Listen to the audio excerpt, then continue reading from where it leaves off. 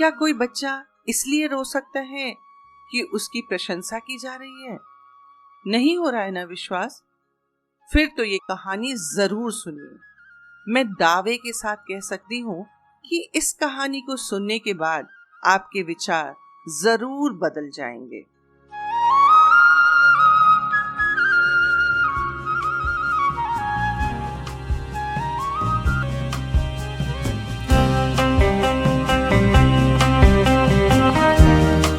नमस्कार, सत श्री अकाल, आदाब, गुड मॉर्निंग। ये है स्टोरीज फ्रॉम द हार्ट, एक ऐसा मंच जहां ऐसी कहानियां मिलती हैं जो दिल से निकलती हैं, सीधे दिल पर दस्तक देती हैं। तो चलिए मेरे साथ कहानियों के उस सफर में जो सच्चाई से रूबरू कराती हैं, छुप छुप कर आंखों से आंसू बहाती हैं, जो कभी इश्क में चुन्नी का छोर मुंह में दबा लेती हैं, जो कहती कुछ और पर हर किसी की जिंदगी से जुड़ जाती हैं। तो ऐसी कहानियों के लिए सुनिए मेरी लिखी कहानी, मेरी ही जुबानी। कहानी संख्या 25 और कहानी का नाम है सर्दी की धूप।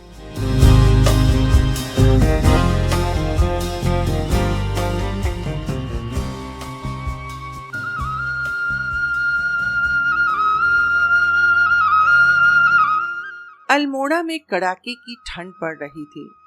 कई दिनों के बाद आज धूप खिली थी।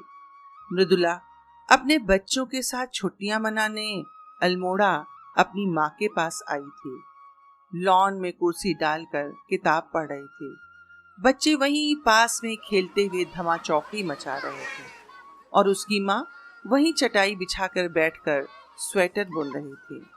दिल्ली की भागती दौड़ती जिंदगी तथा घर और व्यवसाय में सामंजस्य बैठाती मृदुला को कभी वहां इतना अवसर ही नहीं मिला था कि इस प्रकार चैन से बैठकर धूप का आनंद लेते हुए किताब भी पढ़ सके। मृदुला की चुप्पी उसकी माँ को अच्छी नहीं लग रही थी, अतः उन्होंने पहल की, बेटा पढ़ाई तो तू वहां भी करती है, मतलब कि यहाँ तो बातें कर, माँ के घर भी पढ़ने ही आई है, मतलब कि। मृदुला ने किताब अपनी गोद में रखकर माँ की तरफ देखा और कहा, माँ इतनी सुंदर धूप और ऐसी निश्चिंतता और कहाँ, ये तो सिर्फ माँ के घर ही मिल सकती है। क्यों, ऐसे क्यों बोल रही बेटा? अरे शनिवार इतवार तो मिलता होगा ना। शनिवार इतवार? शनिवार इतवार की बात मत कीजिए। हर दिन सुबह उठते स्कूल भागो और अगर छुट्टी है तो सुबह से ही कभी दूध, अंडे, ब्रेड वाले, कभी कूड़े वाले, तो कभी कपड़े वाली या मेड के लिए दौड़ दौड़ कर दरवाजा खोलती रहो।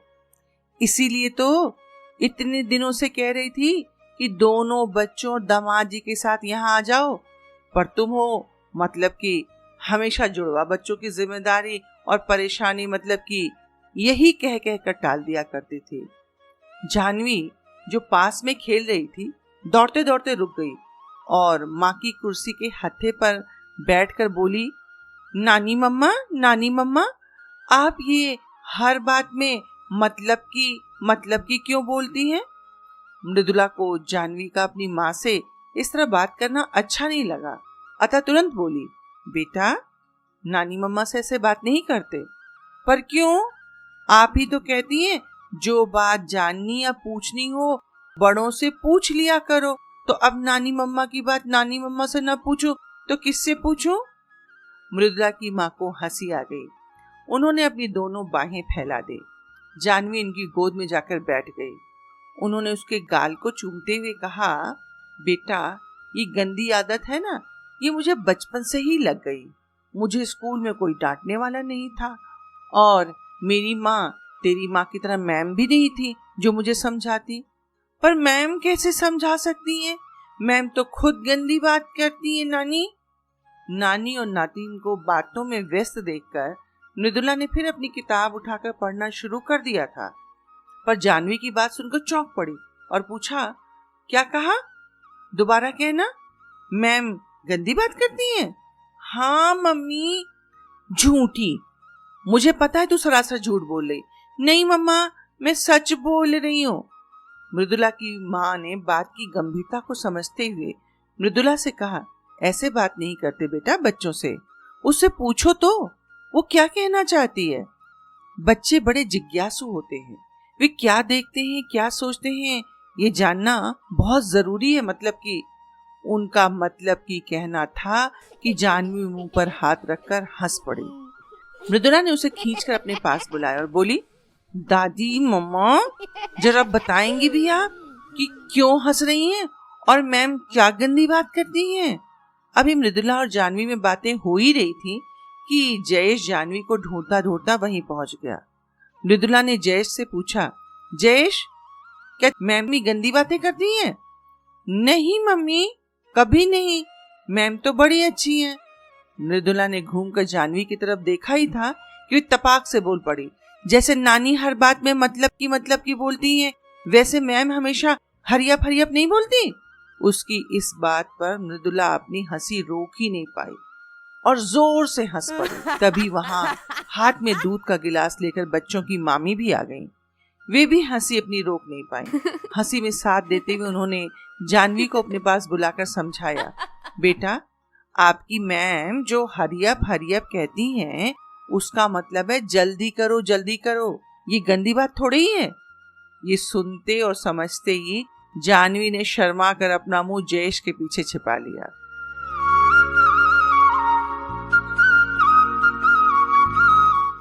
शैल जो मृदुला के छोटे भाई की पत्नी है, उसने कहा, लो हंसने हंसाने के चक्कर में मैं भूल ही गई, मैं तो बच्चों के लिए दूध लेकर आई थी। उसने आवाज लगाई क्योंकि जयेश और जानवी दूर जा चुके थे। आ जाओ बेटा, जयेश जानवी आकर दूध पी लो। दोनों पेड़ के पीछे छिप गए। शैल भी वहीं पहुंच गई। दोनों ने अपना मुंह हाथ से बंद कर लिया। मामी की जोर देने पर कहने लगे, मामी हमें दूध नहीं पीना, दूध अच्छा नहीं है। बेटा ये गाय का दूध है, बिल्कुल शुद्ध, बहुत अच्छा। नहीं नहीं नहीं, हमें गाय का नहीं, मदर डेयरी का दूध चाहिए। पर बेटा यहाँ कहाँ मदर डेयरी का दूध मिलेगा।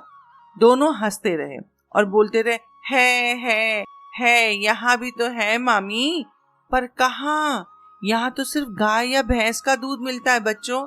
नहीं है बिल्कुल है, आप झूठ बोल रही हैं। अच्छा है तो जाकर ले लो, शैल ने कहा। पर हम वहां तक कैसे पहुंचेंगे, बताओ मैं ले आती हूँ।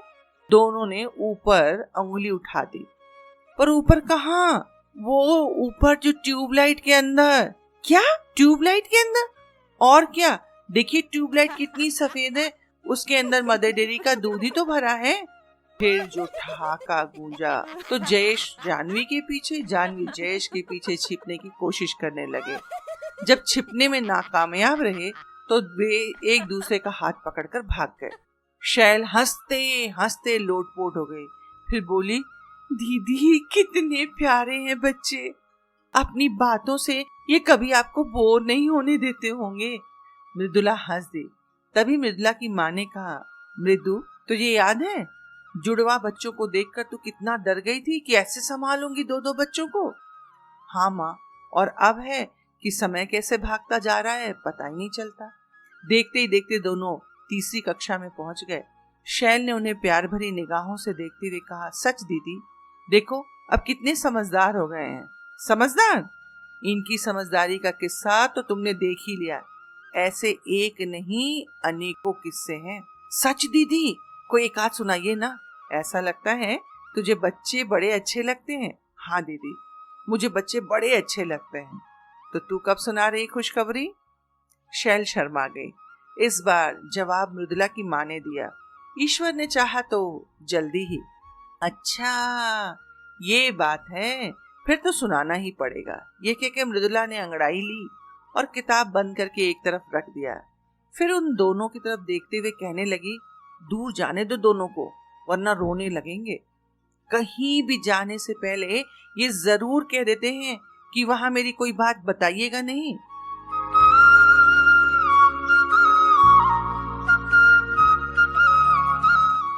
जब वे पेड़ के नीचे खेल में तल्लीन हो गए तब शैल ने कहा, दीदी अब वो हमारी बात नहीं सुन रहे हैं, बताइए ना। अच्छा सुन, अभी पिछले महीने की बात है। स्कूल से घर आकर जयेश बड़ा दुखी दुखी दिख रहा था। मैंने सोचा हो सकता है स्कूल में किसी से लड़ाई झगड़ा हुआ हो, अपने आप ही ठीक हो जाएगा। जानवी जब देखो तब उसे रोशन रोशन बुला रही थी। पर क्यों? अरे सुनो तो, तुम्हें भी बड़ा मजा आएगा। अच्छा सुनाइए सुनाइए। और जब वो उसको रोशन बुलाती तो वो नाराज हो जाता, उसे मारने को दौड़ता। पूरे घर में उधम कूद मचा हुआ था।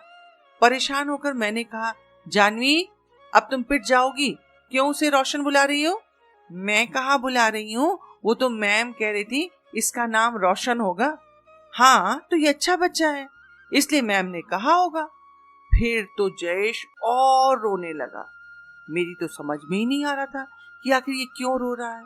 मैंने पूछा, क्या बात है जयेश, कुछ बताओगे भी या रोते ही जाओगे?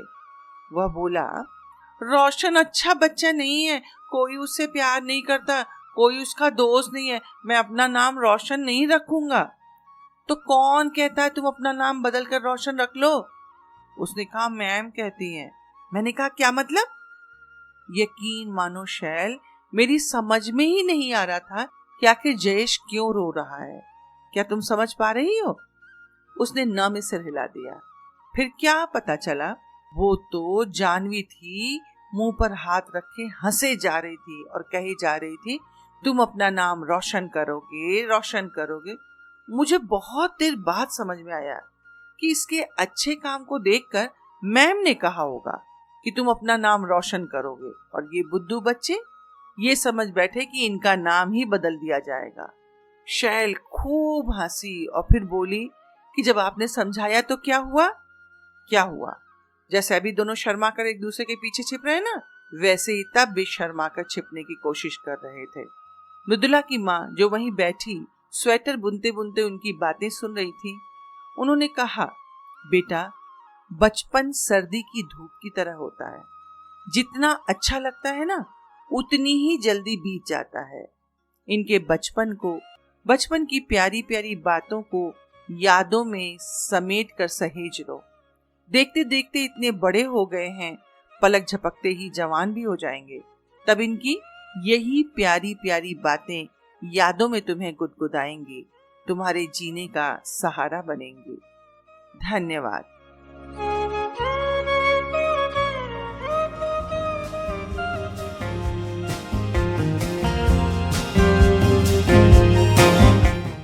बच्चों की बातें बच्चे ही जाने, वे कब कहां क्या सोच लें कोई नहीं जानता। उनकी सोच कहां तक पहुंच जाए इसकी भी सीमा निर्धारित नहीं की जा सकती। ये कहानी बिल्कुल सच्ची है। इन पात्रों को मैंने जीवंत देखा व जाना है। मुझे पूरी उम्मीद है कि इस कहानी को सुनने के बाद आपके जहन में कई यादें ताज़ी हो जाएंगी।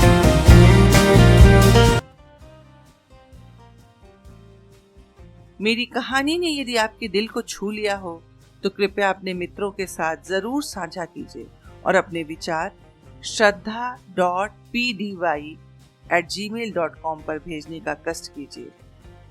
एक पक्ष के पश्चात फिर मिलेंगे अपनी एक नई कहानी के साथ।